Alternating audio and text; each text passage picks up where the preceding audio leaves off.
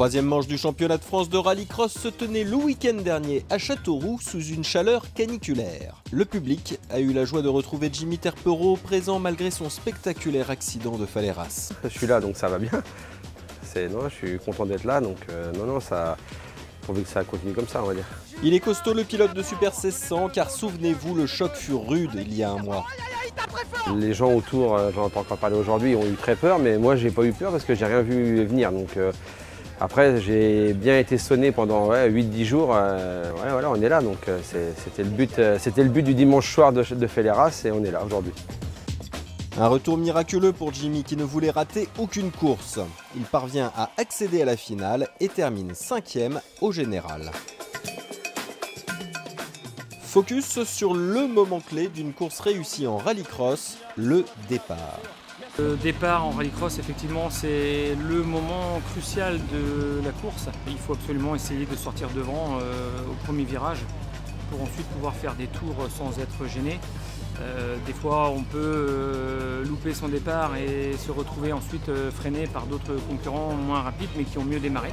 Donc voilà, le départ est plus qu'important. Et pour réussir un bon départ, à chacun sa méthode. Il faut se motiver un petit peu parce qu'un départ de rallycross c'est une énorme décharge d'adrénaline.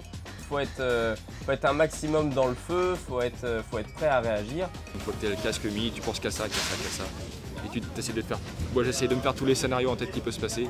Comme ça après, au départ j'avise. Je me concentre à bien laisser mes yeux ouverts et à ne pas les faire cligner. Sinon après ça, il n'y a rien d'autre de particulier. J'ai une petite routine qu'on a mis en place avec mon préparateur mental, c'est-à-dire que du coup je vais bien me concentrer sur moi, surtout vraiment être très calme parce que c'est la clé en fait du départ, parce que si on est trop brut, qu'on accélère d'un coup ou autre chose que je faisais avant, ça décolle pas. Et concrètement, comment ça se passe? C'est d'essayer de ressentir le grip qu'on a sur la piste lors du décrassage. Et à ce moment-là, on vient ajuster nos réglages de régime, de pression de turbo. Déjà, il faut être très prêt à réagir, il faut être ce qu'on appelle dans le feu. Il faut regarder le feu et il faut avoir le temps de réaction le plus vite possible. Donc, on est sur la grille, on a le petit piquet qui est devant nous pour dire si on fait un faux départ ou pas. Et puis on est sur le frein, on voit le drapeau vert, on passe la première, on reste débrayé, on prend le frein à main, on passe sur l'accélérateur, on maintient un régime précis et puis on essaie de trouver notre point de patinage, mais on essaie pas de le garder longtemps parce que ça peut faire du mal à la mécanique. Et puis dès qu'on y est, hop, on lâche tout.